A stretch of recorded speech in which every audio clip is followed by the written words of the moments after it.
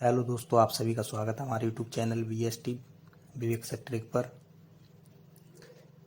7 जुलाई को जो सीटेट का एग्ज़ाम हुआ उसमें पेपर सेकंड में यानी जो जूनियर का पेपर हुआ उसमें जो मैथ के प्रश्न आए उन प्रश्नों का हम विस्तार पूर्वक हल देखेंगे, विस्तार से हल करेंगे। मैथ के उन प्रश्नों के कॉन्सेप्ट को समझेंगे कि किस प्रश्न को हम किस प्रकार से हल कर सकते हैं। शुरू करते हैं। पहला प्रश्न है कि किसी बहुलकों के फलकों, किनारों और शीर्षों की संख्याएं क्रमशः 7, 15 और x है, तब हमें जो हमें मान बताना है वो 2f plus 3e minus 4x यानी 2f plus 3e minus 4x का मान होगा। सवाल में हमें सबसे पहली बात ये देखनी है कि फलक, किनारे और शीर्ष में जो संबंध होता है, जिस संबंध को एक नाम दिया जाता है आयलर सूत्र। एक नाम दिया जाता है आयलर सूत्र। आयलर सूत्र है, इसका मतलब होता है फलक प्लस शीर्ष माइनस किनारे बराबर 2।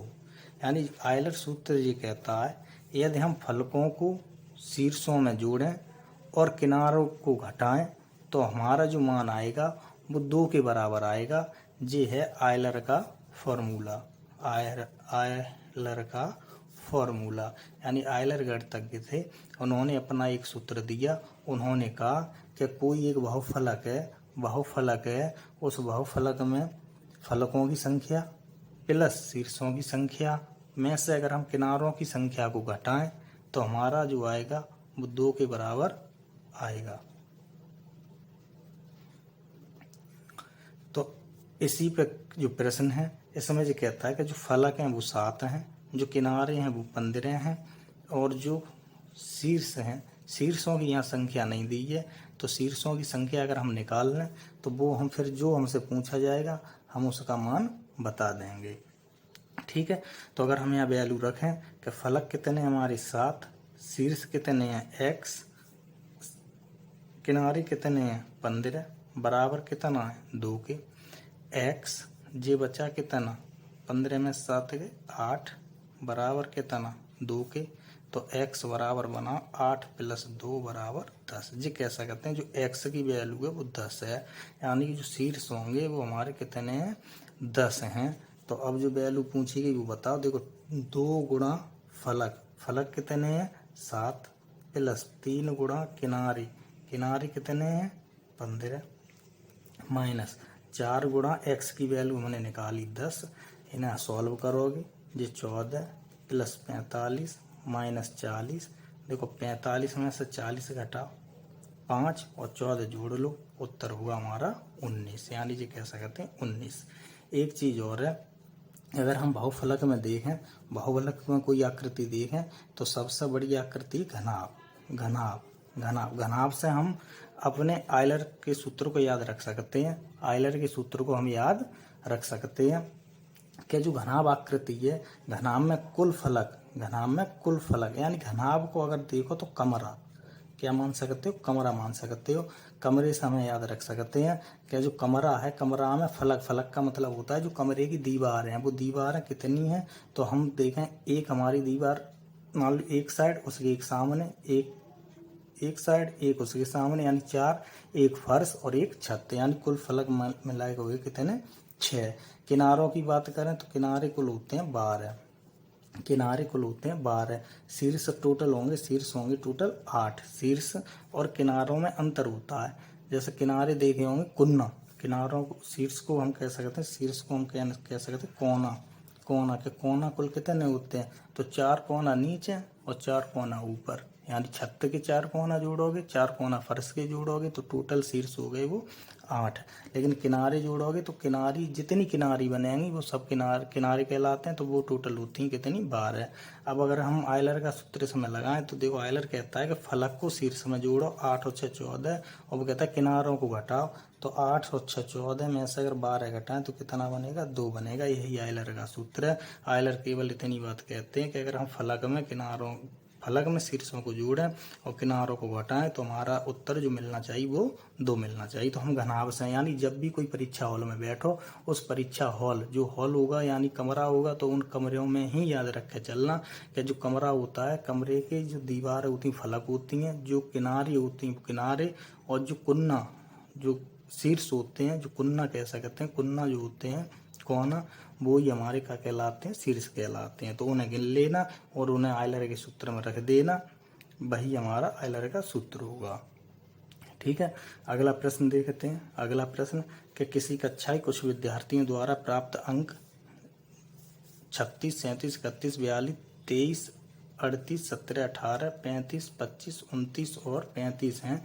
इन आंकड़ों के माध्य और परिसर ज्ञात कीजिए। इसमें कहता है कि एक तो हमें बताओ माध्य, एक बताओ हमें माध्य, और एक बताओ हमें परिसर, एक बताओ हमें परिसर।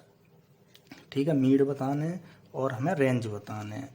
तो माध्य का मतलब क्या होता है, कुल पदों का योग, कुल पदों का योग बट्टे कुल पदों की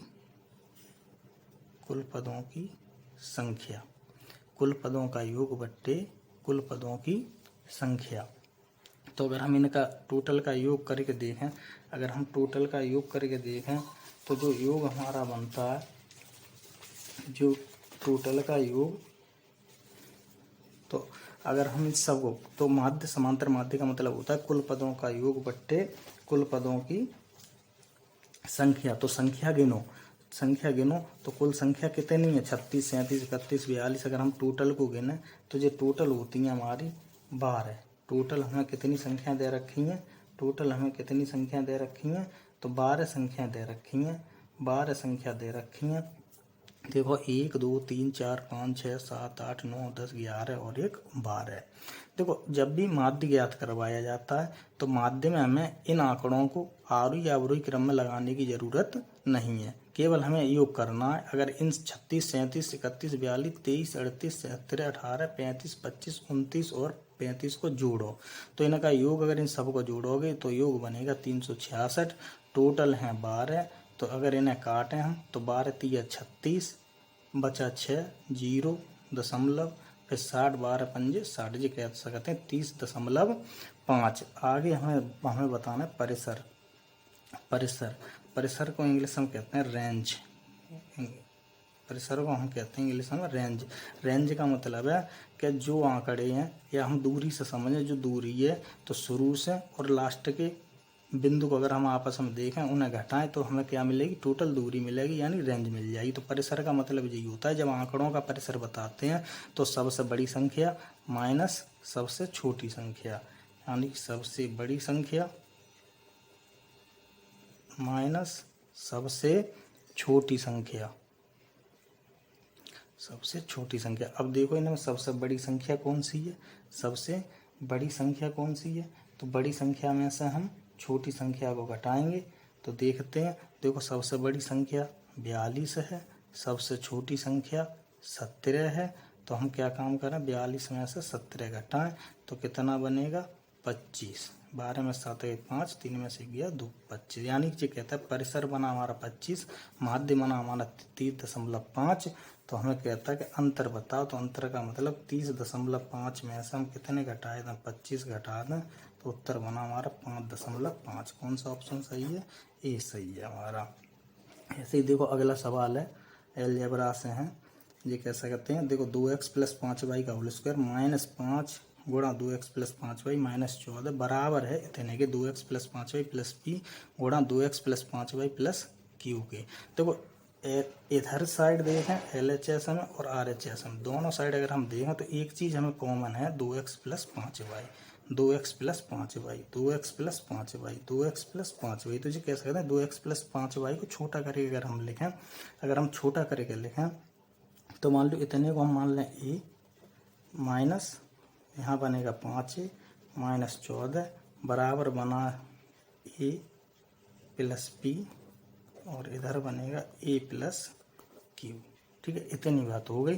तब हमें मान बताना कि p प्लस क्यू का मान बताओ। तो ये का मतलब है कि p और q का अगर हमें वैल्यू पता चल जाए तो हम इन दोनों को जोड़ देंगे, वही हमारा क्या होगा, उत्तर होगा। वही हमारा क्या होगा, उत्तर होगा। तो यहाँ से देखते हैं, तो देखो ए स्क्वायर माइनस 5 माइनस 14। तो ये कह सकते हैं कि ये द्विघात समीकरण है, तो इनके हमें क्या करना, गुणनखंड करने हैं। क्या करना है, गुणनखंड करने हैं। तो ऐसी संख्या दो देखो जिनका गुणा करें 14 आए, घटाएं तो 5 आए। गुणा करें 14 आए, घटाएं तो 5 आए। तो ये कह सकते हैं 14 को हम लिख सकते हैं 1 गुणा 14, घटाएंगे 13 बने, फिर लिखेंगे 2 गुणा 7 और देखो घटाओ तो कितने बने, 5 बने। तो बस यही बात है कि ये ले लेंगे 7 और 2। तो ये कह सकते हैं ए स्क्वायर माइनस 7 माइनस 2 गुणा ए माइनस 14। पहला हम फैक्टर कर लेते हैं, a square minus 7 minus minus plus 2a minus 14। ये देखो दो जोड़ा बनाओ तो ये बना a, तो जहाँ बच्चा a कॉमन हो गया इन दो में, तो a माइनस 7 प्लस इसमें 2 कॉमन तो a माइनस 7। ये कह सकते हैं a माइनस 7 और a प्लस 2 बराबर है a प्लस p और a प्लस q। देखो इधर भी ये, इधर भी ये, इधर भी ये, इधर भी ये, बचा कितना, यहाँ कितना 2 है। ये कितना p, तो पहले वाले से पहले वाली तुलना करा दो, तो p की वैल्यू आई माइनस 7 और q की वैल्यू आई प्लस 2। बस इतनी बात है। अब ये कहता है p प्लस क्यू का मान बताओ, p प्लस क्यू का मान बताओ। तो p प्लस क्यू का मान होगा माइनस 7 प्लस 2 बराबर होगा माइनस 5, माइनस 5। तो जब भी ऐसे प्रश्न आए, द्विघाती समीकरण के प्रश्न आए, तो हमें सबसे पहले उनके फैक्टर करने हैं, तुलना कराता है तुलना करा देते हैं, वहाँ से ही हमें अपना उत्तर मिल जाता है, वहीं से हमें अपना उत्तर मिल जाता है। अगला प्रश्न देखते हैं अपन। अगला प्रश्न देखते हैं कि a minus b plus c का whole square minus a minus b minus c का होल स्क्वायर बट्टे b माइनस ए बराबर होगा। हमें इसे हल करना होगा। देखो इस प्रश्न को हमें या तो फॉर्मूला पता हो a plus B plus c का होल स्क्वायर, या हमें एक फार्मूला और यहाँ बन जाता है। जैसे ये देखो ये एक पद है, एक पद ये है, इसे मान लें हम p, इसे मान लें q।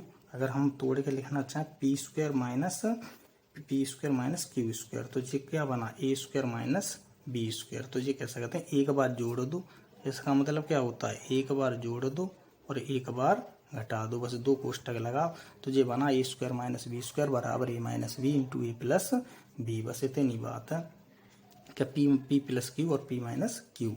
तो बस जहाँ अगर हमें सॉल्व करना है तो एक बार इन्हें जोड़ो, तो ए माइनस बी प्लस सी, एक बार इस संख्या को प्लस में लिखो तो जैसा है वैसा लिख दो, और एक बार क्या करना है, हमें घटा देना है, ए माइनस बी प्लस सी माइनस ए। बस माइनस जब बाहर लगता है तो जो अंदर के जो चिन्ह है वो बदल जाते हैं, माइनस ए प्लस बी प्लस सी बट्टे में कितना है बी माइनस ए।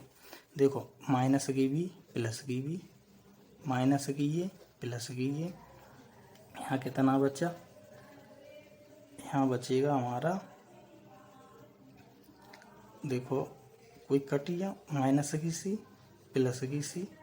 अब क्या बचा, अब नहीं कट रहा। देखो ए और ए, यहाँ बना 2a, ये बना 2b, और इधर बना एक सी और एक सी, तो ये बना 2c। कितना बना 2c बट्टे हैं b माइनस ए। देखो यहाँ b माइनस ए, यहाँ a माइनस बी है, तो क्या काम करें, ऊपर माइनस के 2 कॉमन ले लो, तो यहाँ माइनस के 2 कॉमन लो, तो यहाँ b माइनस ए गुणा 2c बट्टे b माइनस ए। जहाँ से जी कटे, माइनस 2 का 2 में गुणा करो, 2 दूनी 4, यानी कि माइनस 4c, माइनस 4c। जाकर उत्तर होगा माइनस 4c। कौन सा सही है, पहला सही है। कौन सा ऑप्शन सही है, पहला ऑप्शन सही है। अगला प्रश्न देखते हैं। एक व्यापारी 12 पंखे 24,000 रुपये में खरीदता है। 12 पंखे 24,000 रुपये में खरीदता है। एक व्यापारी 12 पंखे 24,000 रुपये में खरीदता है। यह प्रत्येक पंखे को उसके क्रय मूल्य से 25% अधिक पर अंकित करता है।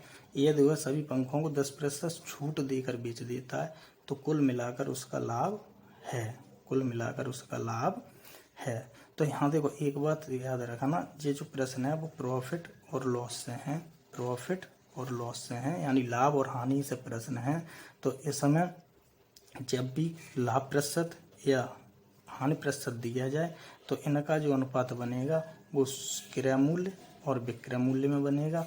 जब भी डिस्काउंट दिया जाए तो इसका क्रय मूल्य और एमआरपी, क्रय मूल्य और एमआरपी, यानी ये कह सकते हैं डिस्काउंट का जो अनुपात बनता है वो विक्रय मूल्य में, और एमआरपी का मतलब है अंकित मूल्य और विक्रय मूल्य का अनुपात। और लाभ प्रतिशत और हानि प्रतिशत जब भी दिया जाता है तो क्रय मूल्य और विक्रय मूल्य का अनुपात बनता है।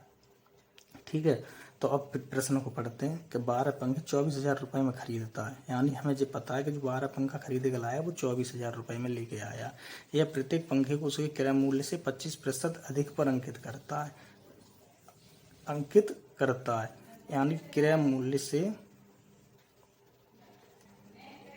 25% अधिक अंकित करता है। तो जी करता है सीपी और जी कह सकते हैं एमआरपी।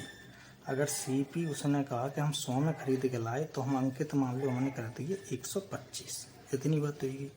ये अनुपात अगर देखें तो 25 चौका 100, 25 पंजे 125, यानी कि 4:5, 4:5। आगे कहता है यदि वह सभी पंखों 10% की छूट देकर बेचता है, 10% की छूट देता है तो डिस्काउंट को हमने बताया कि एमआरपी और एसपी, यानी अगर एमआरपी 100 है तो ये 90 में बेचेगा। अब देखो यहाँ एमआरपी 5, यहाँ एमआरपी 100, तो दोनों एमआरपी बराबर करो, यानी इधर 20 का गुणा करो तो 80:100, 80:100। जी कह सकते हैं सीपी जब 80 है तो एमआरपी 100 होगा, जब एमआरपी 100 है तो एसपी 90 होगा। तो एमआरपी दोनों जगह बराबर है, तो हमें पता चला कि सीपी और एसपी का जो अनुपात होगा वो 80 और 90 होगा।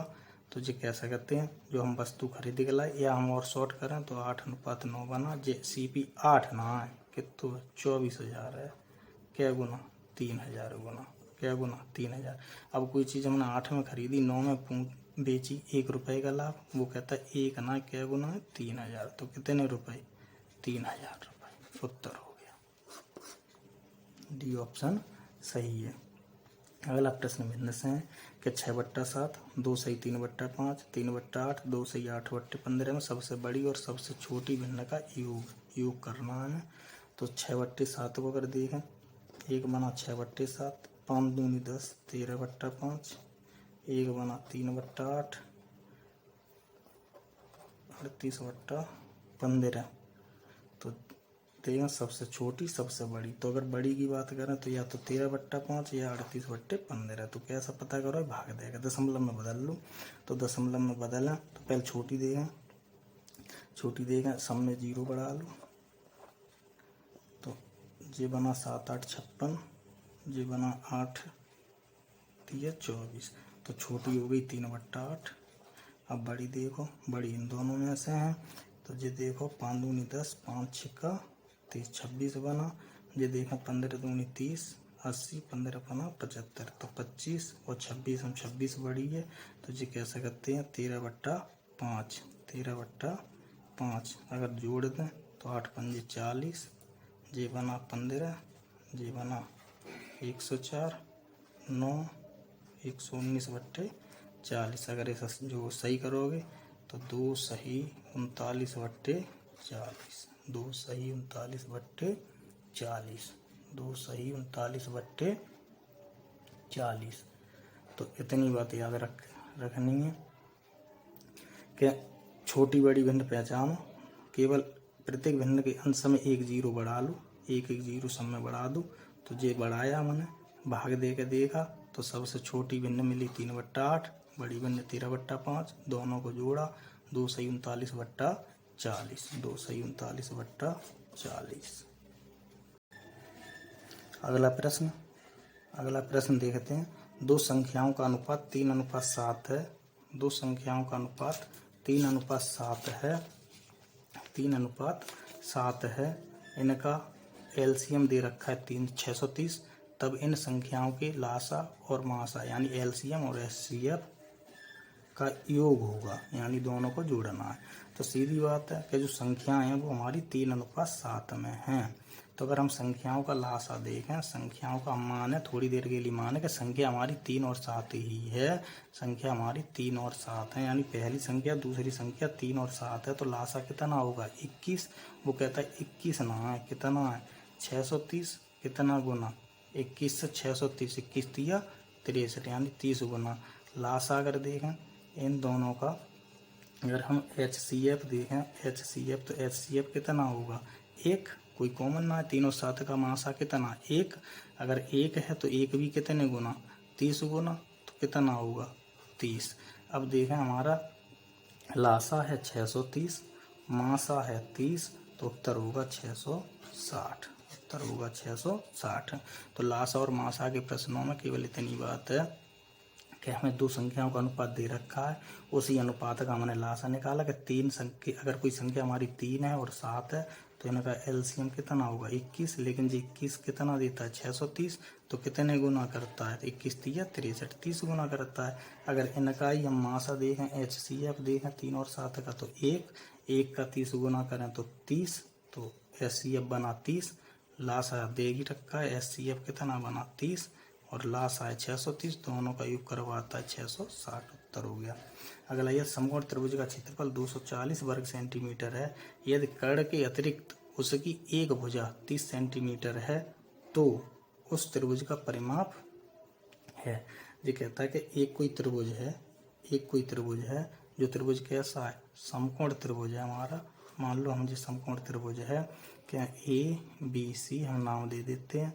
ये कहता है यदि कर्ण के अतिरिक्त एक भुजा, जी मान लें कि हमारा जो आधार है वो 30 सेंटीमीटर है, 30 सेंटीमीटर है। तो त्रिभुज का और क्षेत्रफल दे रखा है कि त्रिभुज का क्षेत्रफल जो कितना दे रखा है 240 वर्ग सेंटीमीटर।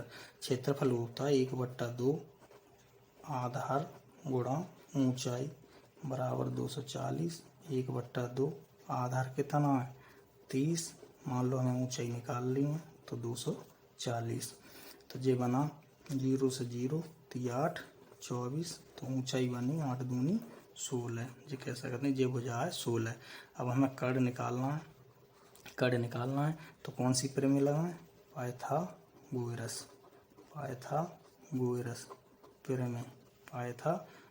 प्रमेय, यानी कि पाइथागोरस प्रमेय कहती है कि किसी त्रिभुज के कर्ण पर बना वर्ग शेष दोनों भुजाओं पर बने वर्गों के योग के बराबर होता है।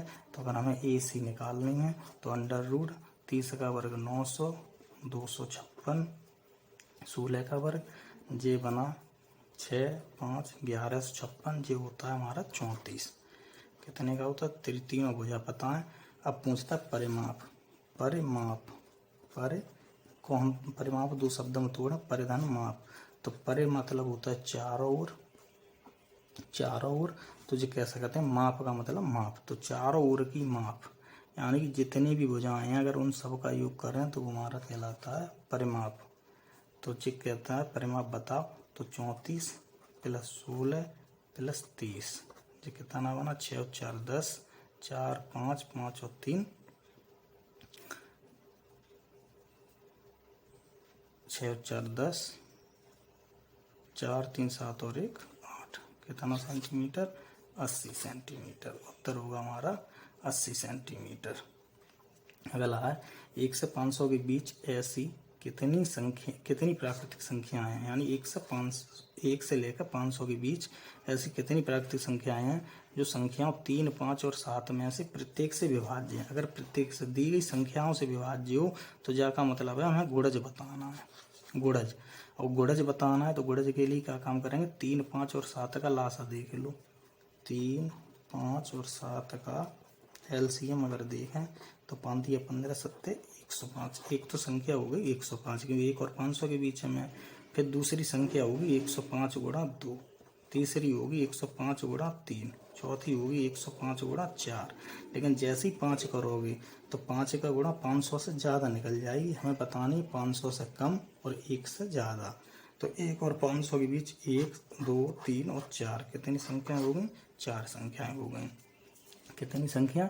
4 संख्याएं। तो यही बात है कि जब गुणज की बात आए तो गुणज के लिए हम पिछली वीडियो में बताया कि पहाड़ा याद रखोगे। अब किसका पहाड़ा? केवल 3 का पूछा था 3 का पहाड़ा, 5 का पूछा था 5 का पहाड़ा, 7 का पूछा था 7 का पहाड़ा। लेकिन जो कहता है इन तीनों का तो जो कैसे कहते हैं, इन तीनों का जो एलसीएम होगा उसका पहाड़ा। बस जब भी विभाज्य की बात आए तो हम गुणज की बात करेंगे। गुणज का मतलब होता है पहाड़ा। अगला प्रश्न देखते हैं। किसी त्रिभुज ABC की भुजा AB पर स्थित D एक बिंदु इस प्रकार है कि CD कोण ACB का समद्विभाजक है। समद्विभाजक का मतलब समान दो भागों में बांटता है। यदि कोण A 50 अंश है, कोण B 70 अंश है, तो कोण ADC बराबर होगा। हमें कोण ADC का मान बताना कि कोण ADC बराबर होगा। तो मान लो कोई त्रिभुज ABC है, तो हम अगर माने कि कोई त्रिभुज हमारा ये ABC त्रिभुज है, A, B और C। वो कहता है AB भुजा पर कोई एक D बिंदु है जो कोण C को समान दो भागों में बांटता है। जो कहता है कोण A 50 अंश है, कोण B 70 अंश है। तो ये बताओ, अगर दो कोण पता है तो तीसरा कोण कितना होगा? देखो 50 प्लस 70 ये 120। तो हमें पता है त्रिभुज के तीनों कोणों का योगफल 180 अंश होता है। तो ये बचा 60 अंश। ये कह सकते हैं ये पूरा जो कोण है वो है 60 अंश। पूरा कोण है जो कितना है? 60 अंश है। तो ये कहता है ये समान दो भागों में बांटती है। ये समान दो भागों में बांटता है तो ये बचा 30 अंश। ये बचा 30 अंश। ये कहता है अब ये बताओ ये कोण कितना होगा? ये कोण कितना होगा? ADC हमें दो कोण पता है कि 50 अंश 30 अंश, ये हो गए 80 अंश। और इन तीनों का अगर हम ये त्रिभुज अलग करें यानी कि AD और C, तो ये पता है ये है 50 अंश, ये कितना बचा? 30 अंश। ये हमें बताना है। तो 50, 30, 80 और तीनों का योग होगा, इन तीनों का योग होगा 180। तो बचा कितना? 100 अंश। बचा कितना? 100 अंश। ठीक है। ऐसा ही अगला देखते हैं कि अगला जो प्रश्न है वो हमारा कितना होगा? कितना होगा? जैसे किसी त्रिभुज ABC की भुजा AB पर M एक बिंदु इस प्रकार है कि AM बराबर BM बराबर CM। यदि कोण A और कोण B क्रमशः x और 70 अंश हैं तो 3x प्लस 25 अंश का मान बराबर होगा। इसी प्रकार से एक त्रिभुज बनाओ कि त्रिभुज हमारा जो है वो ABC है। त्रिभुज ABC है और ABC की भुजा AB पर जो कहता है AB पर कोई M बिंदु इस प्रकार है कि M बिंदु इस प्रकार है कि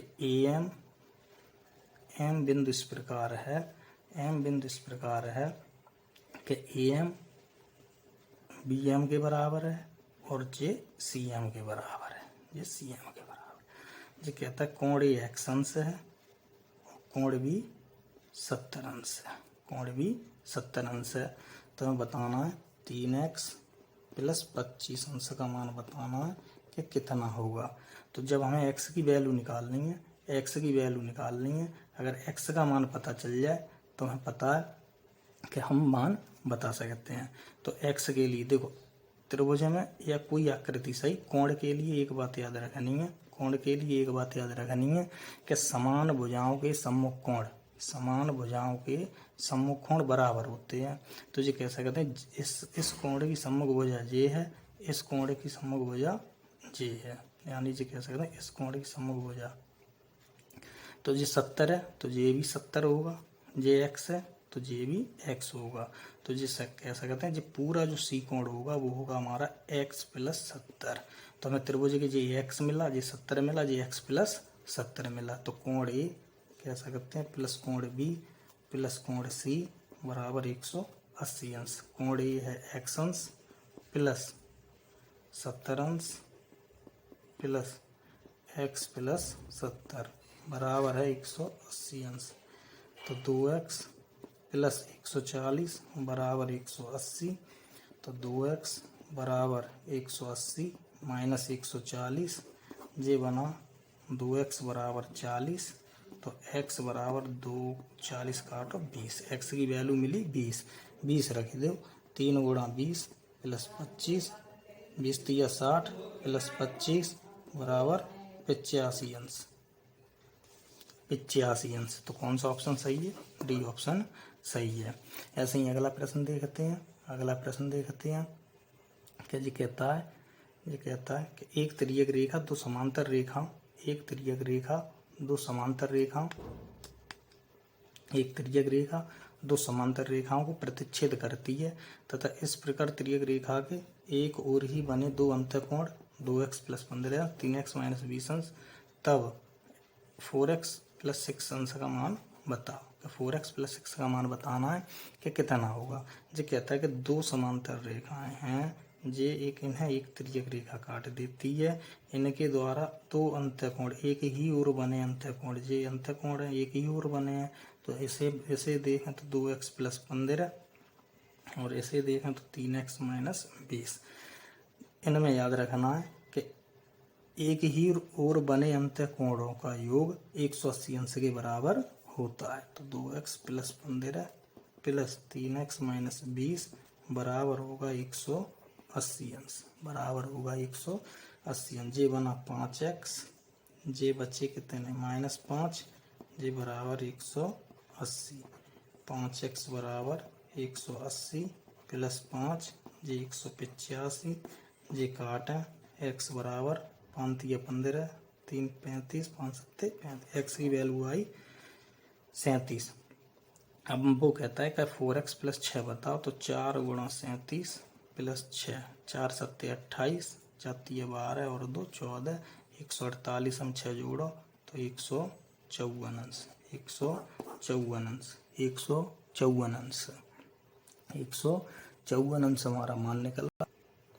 अगला प्रश्न है। अगला प्रश्न कि एक पाई चार्ट में किसी विद्यार्थी द्वारा गणित विज्ञान सामाजिक विज्ञान हिंदी अंग्रेजी में प्राप्त अंकों को क्रमशः 90 80 65 डिग्री 75 डिग्री और 50 डिग्री के केंद्रीय कोणों वाले त्रिज्य खंडों द्वारा निरूपित किया है। यदि उस विद्यार्थी द्वारा प्राप्त कुल अंक 540 थे तो उसके द्वारा गणित और अंग्रेजी में प्राप्त अंकों का अंतर ज्ञात कीजिए। हमें बताना है अंतर बताना है कि अंतर क्या हुआ गणित और अंग्रेजी में।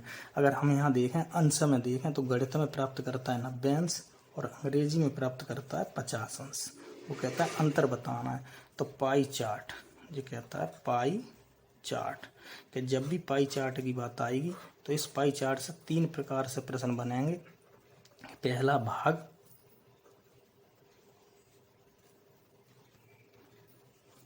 भाग दूसरा बनेगा प्रतिशत और तीसरा बनाता है अंश जो है डिग्री। जो प्रश्न है जिस प्रकार का प्रश्न है वो है अंश से। तो अगर जब भी बात करें कि अगर हम कहें भाग की बात करें तो ये जो वस्तु रहेगी जो चीज़ रहेगी वो अपने आप में कुल एक रहेगी। कुल कितनी रहेगी? एक रहेगी। लेकिन जब प्रतिशत की बात करें तो वो अपने आप में 100 रहेगी। कितनी रहेगी? 100 रहेगी। अंश की बात करें तो वो अपने आप में 360 रहेगी। यानी जो कहता है कि इस समय क्या काम करा है कि अंकों को बांटा गया कि एक कोई विद्यार्थी है कोई छात्र है उस छात्र को जो गणित विज्ञान सामाजिक हिंदी अंग्रेजी में जो अंक मिले हैं उन अंकों को वो अंश में बांट देता है और कुल अंक जो हैं कुल जो उसे मिले कुल अंक जो टोटल मिले वो 540 मिले। तो हमने कहा जो टोटल है वो 360 टोटल है वो 360। अगर टोटल की बात करें तो 360 तो 360 बराबर 540। तो 1 डिग्री का मान कितना होगा? 540 बट्टे 360। 1 डिग्री का मान होगा 540 बट्टे 360। वो कहता है कि हमें बताना है कि उसे गणित और अंग्रेजी में अंतर बताना है। तो गणित यानी जब हम बात करें गणित की और बात करें हम अंग्रेजी की तो गणित में बात करी उसने 90 डिग्री की अंग्रेजी में प्राप्त करी 50 डिग्री। इन दोनों का अंतर है 40 डिग्री। तो 40 डिग्री की वैल्यू बताओ। 1 डिग्री की हमें पता है तो 40 डिग्री का जो मान होगा वो कितना होगा? तो 40 डिग्री बराबर 540 बट्टे 360 गुणा 40। बस बात खत्म है। 0 से 0, 0 से 0, जे काटो 18 दूनी 36, 18 तिया 54, जे काटोगे 20 और 20 तिया 60, 20 तिया 60, 20 तिया 60, यानी हमारा सी ऑप्शन सही है, जो 60 है। सी ऑप्शन सही है, जो 60 है। अगला प्रश्न देखते हैं कि पी क्यू आर एस एक समांतर चतुर्भुज है जिसके विकर्ण पी आर और क्यू एस परस्पर बिंदु ओ पर प्रतिच्छेद करते हैं। यदि ओ पी बराबर इतना, क्यू क्यू बराबर इतना, ओ आर बराबर इतना, ओ एस बराबर इतना, तो 7/+5 का मान बताना है कितना होगा। तो हम एक अगर चतुर्भुज बनाए, एक हम चतुर्भुज बनाए कि कोई समांतर चतुर्भुज है पी क्यू आर एस, तो इसे हम एक है इसका विकर्ण पी आर और एक है इसका विकर्ण पी क्यू, तो ये जो आपस में काटते हैं वो बिंदु ओ पर काटते हैं। अब इनकी अगर हम दूरी लिखें, अब इनकी हम दूरी लिखें तो ओ पी जो दूरी है वो x+7 है, ओ आर जो दूरी है वो 20 है, और ओ एस जो दूरी है वो 16 है, और ओ क्यू जो दूरी है वो x+22 है, x+22 है।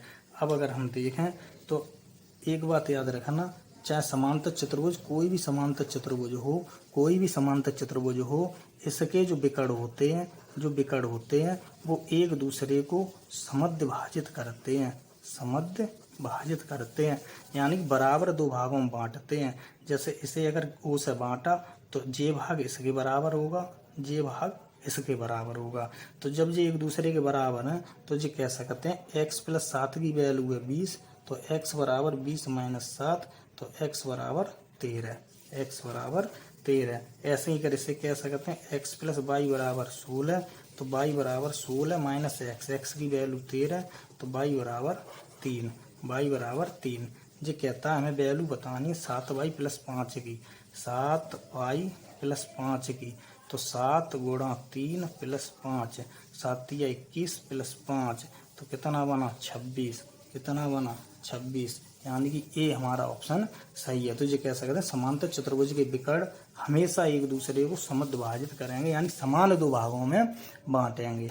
ऐसे ही अगला प्रश्न देखते हैं कि 955 क्या कोई संख्या है 955, उसमें जोड़ी जाने वाली x न्यूनतम संख्या, यानी छोटी छोटी संख्या है x जो उसे पूर्ण वर्ग बना देती है, यानी इसे पूर्ण वर्ग बना देती है।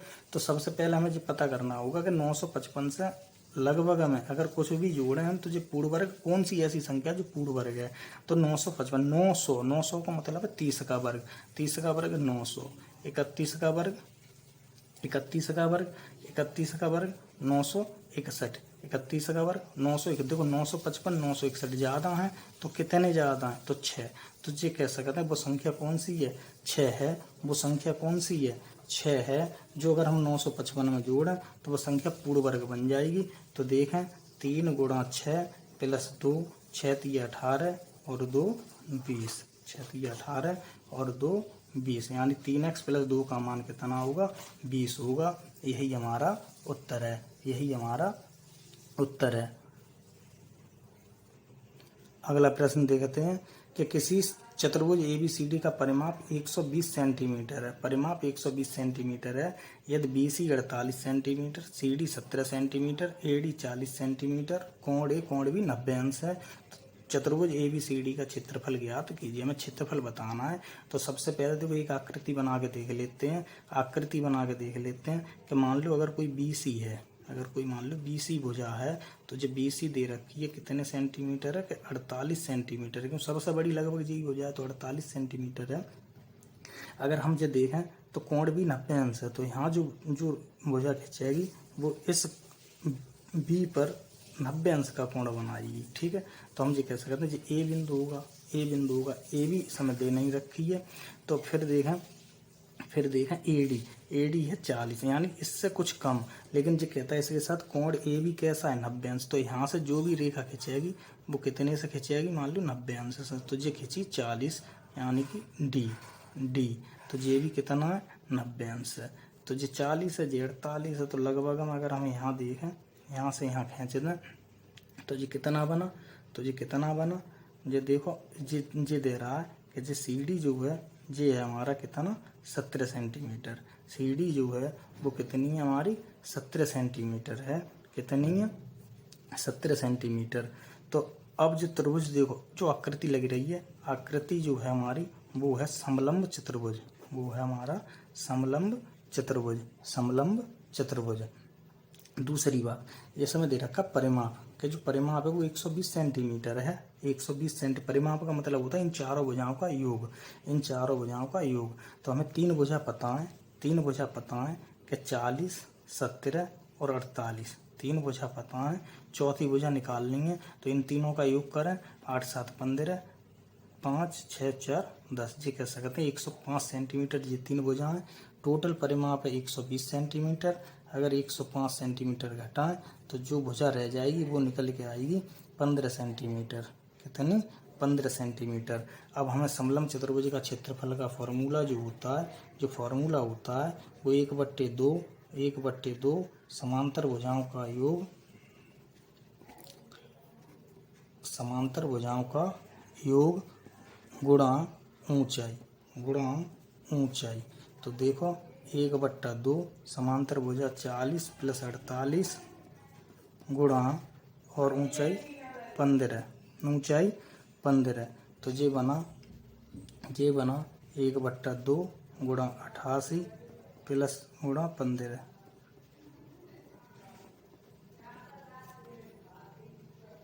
15 चौक 60, 15 चौक 60, 660, जी कह सकते हैं 660 वर्ग सेंटीमीटर। कौन सा ऑप्शन सही है? सी ऑप्शन सही है, सी ऑप्शन सही है। तो जब भी ज्यामिति का कोई प्रश्न आता है, ज्यामिति का कोई प्रश्न आता है, उस प्रश्न में सबसे पहले चित्र बना के देखो, चित्र बनाओ कि अगर चित्र बनाते हो तो सवाल जो है वो आसानी से निकाल सकते हो, बहुत ही आसानी से हमारा जो प्रश्न होता है वो आसान हो जाता है।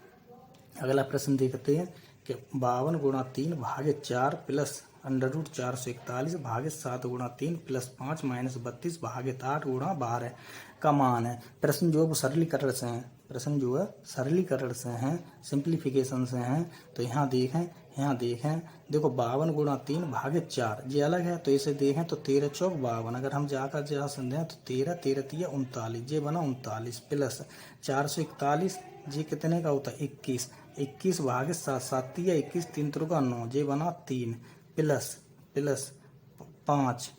5 माइनस 8 चौक 32, 8 चौक 8 से 32 काटो 4 बार, तो 4 12 चौक 48, 12 चौक 48, इतनी बात बनी। इन्हें हल करो, उत्तर मिलेगा। देखो अगर इन सब को हम पहले इन्हें जोड़ें, 9 और 5 14, 14 और 9 23, 9 9 18, 5 23, 53 - 48, 53 में से 48 घटाओ, 53 में से 48 घटाओ, उत्तर मिला 5। डी ऑप्शन सही है, डी ऑप्शन सही है, डी ऑप्शन सही है। अगला प्रश्न है कि एक लंबवृत्तीय बेलन से है कि ऊंचाई और आधार त्रिज्या 9 सेंटीमीटर 6 सेंटीमीटर है। यदि आधार त्रिज्या आधी कर दी जाए तथा ऊंचाई में 3 सेंटीमीटर की वृद्धि कर दी जाए तो निम्न में से कौन सा इस बेलन के नए आयतन की व्याख्या करेगा। यानी कि जो 4 ऑप्शन दे रखे हैं, जो कहता है कि जो नया आयतन आएगा वो पुराने आयतन का किस तरह से व्याख्या कर सकता है। तो हमें पहले तो नया और पुराना आयतन देखना होगा, कितना होगा। तो बेलन का आयतन का अगर फॉर्मूला बात करें तो बेलन के आयतन की πr²h, जहाँ r त्रिज्या h ऊंचाई है, पाई का कोई मतलब है नहीं, चलो फिर भी देखते हैं। पाई गुणा त्रिज्या कितनी है इसमें 6, तो ये बना 36 गुणा 9, 36 गुणा 9, ये कितना बना 9 × 54, 9 × 54, 9 × 27, 27 और 5 32, यानी कि ये बना वर्ग सेंटीमीटर। अब ये कहता है अगर नया, ये तो है पुराना मूल आयतन, अब अगर हम देखें नया, तो नया बेलन का आयतन, नए बेलन का आयतन फॉर्मूला वही रहेगा πr²h, पाई है, आर कहता है कि आधार त्रिज्या आधी कर दी जाए, यानी कि पहले 6 ही आधी करो, कितनी बची 3 बची, कितनी बची 3 बची, 3 बची, कितनी बची 3, तो 3 9, 3 का वर्ग 9, आर स्क्वायर है तो 3 है तो आर। ऊंचाई में 3 सेंटीमीटर की वृद्धि कर दी जाए, यानी 9 ही 3 बढ़ाई तो कितने हो गए 12 हो गए, तो गुणा 12 निम्मा 108 पाई वर्ग सेंटीमीटर। नया 108, पुराना 124, तो ये कह सकते हैं इनमें अंतर कितना आया, देखो 3 गुना, जो पुराना वाला 3 गुना है, तो ये कहता है नया आयतन मूल आयतन का 3 गुना होगा, तो नया आयतन कम है तो गुना तो नहीं हो सकता है, 3 गुना पुराना है, लेकिन नया फिर कितना होगा, उल्टा करो, अगर ये 3 गुना है तो ये 1/3 गुना होगा, तो ये कह सकते हैं नया आयतन मूल आयतन का 1/3। 1/3 का मतलब क्या है, 1/3, 1/3, 1/3। अगला प्रश्न और है, एक प्रश्न और है, अगला प्रश्न देखते हैं हम। अगला प्रश्न देखते हैं कि अरुण वरुण से 3 वर्ष बड़ा है। अरुण वरुण से 3 वर्ष बड़ा है। 8 वर्ष पहले अरुण की आयु का 5/6 वरुण की आयु के 3/5 से 6 वर्ष अधिक था। यदि वरुण की वर्तमान आयु x वर्ष है, तब x का मान निम्न समीकरणों को हल करने से प्राप्त हो सकता है। तो ये कहता है कि जो वर्तमान आयु है वो x वर्ष है, किसकी, वरुण की। अगर वरुण की x है तो अरुण की कितनी होगी, 3 वर्ष बड़ा है तो x + 3 हो गई। ठीक है, वरुण की है x तो अरुण की कितनी होगी, x + 3। अब देखो 8 वर्ष पहले, 8 वर्ष पहले, अगर 8 वर्ष पहले की बात करी जाए तो वरुण की कितनी होगी, वरुण की होगी, वरुण की x - 8, वरुण की होगी x - 8, x - 8, और अरुण की कितनी होगी, अरुण की होगी x + 3 तो है और -8 और करो तो x - 5, x - 5, अरुण की है x - 5। अब देखो अरुण की आयु का 5/6, ये तो है वरुण की, और अरुण की कितनी बनी, x - 5। अब जैसा प्रश्न का वैसा बनाओ। अरुण की आयु का 5/6, अरुण की आयु का 5/6, तो अरुण की आयु x - 5 है, तो x - 5 का 5/6, 5/6। और कहता है वरुण की आयु के 3/5, वरुण की आयु के 3/5, 3/5 से 6 वर्ष अधिक है, से 6 वर्ष अधिक है, यानी अरुण की आयु अधिक है, तो अधिक का मतलब घटाए दो तो कितना अधिक है, तो 6 अधिक है। तो जिस ऑप्शन में ये मिल जाए कि x - 5 गुणा 5/6 माइनस 3/5 x - 8 बराबर है 6 की, तो सी ऑप्शन हमारा सही होगा, सी ऑप्शन हमारा सही होगा। अगला देखो, 10% वार्षिक दर पर निवेश की गई एक धनराशि 2 वर्ष में 3267 रुपये हो जाती है।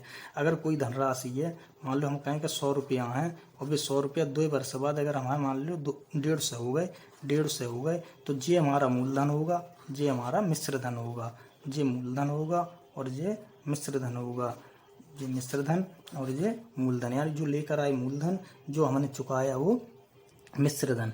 मिश्र जी कहते हैं 2 वर्ष में 3267 रुपये हो गया।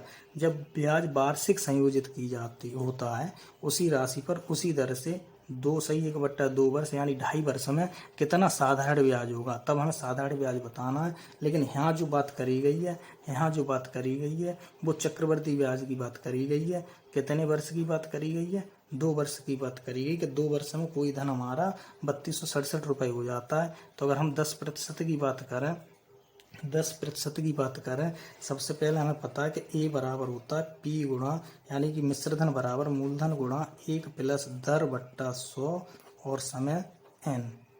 ठीक है, ए की वैल्यू है 3267 बराबर मूलधन पता नहीं है, 1 + r की वैल्यू कितनी है 10/100 और परसेंट 2 0 0 कटा 1 + 1/10, तो ये कह सकते हैं 3267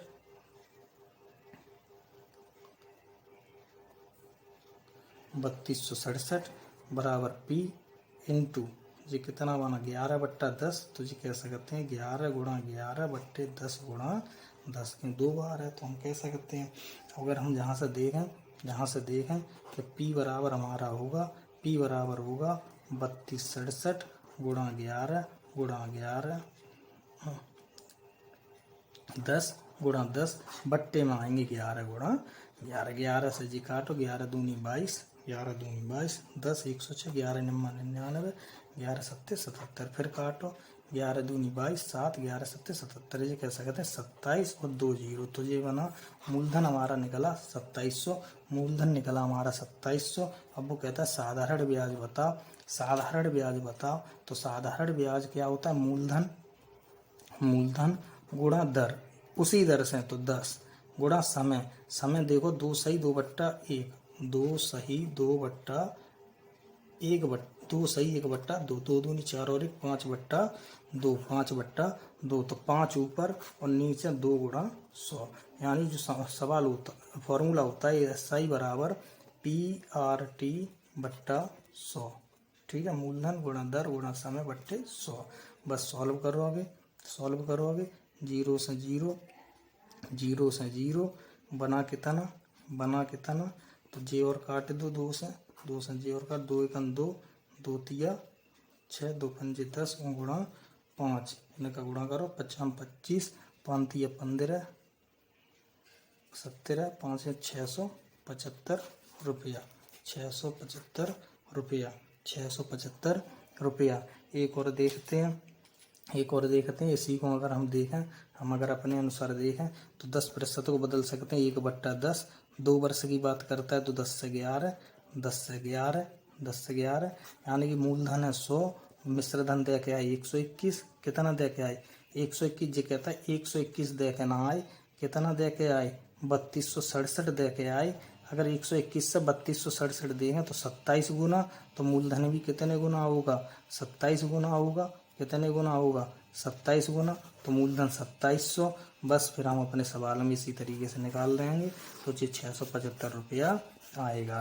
यानी अगर मूलधन हम अपने डायरेक्ट तरीके से निकाल सकते हैं, फिर प्रतिशतों को जो दर है, दर को हम अनुपात में बनाएं, अनुपात से मूलधन और मिश्र धन में बनाएं, मिश्र धन दे रखा है उस मिश्र धन से तुलना कराएं, और उसी तुलना जितने गुना मिश्र धन होगा उतने ही गुना हमारा मूलधन होगा, उतने ही गुना हमारा मूलधन होगा, उतने ही गुना हमारा मूलधन होगा। तो ये निकला 675 रुपये। ठीक है, जो साधारण ब्याज रहेगी वो कितनी रहेगी 675 रुपये साधारण ब्याज रहेगी। तो हमने जो सवाल लगाए वो हमने आज लगाए जूनियर लेवल के, यानी कि सीटेट पेपर 2, सीटेट पेपर 2 के सभी संख्यात्मक जो प्रश्न पेपर में आए उनका हमने विस्तार पूर्वक हल देखा, विस्तार पूर्वक हल देखा। उम्मीद करते हैं सभी लोगों को समझ में आए होंगे, और वीडियो को देखें, शेयर करें और चैनल को सब्सक्राइब करें।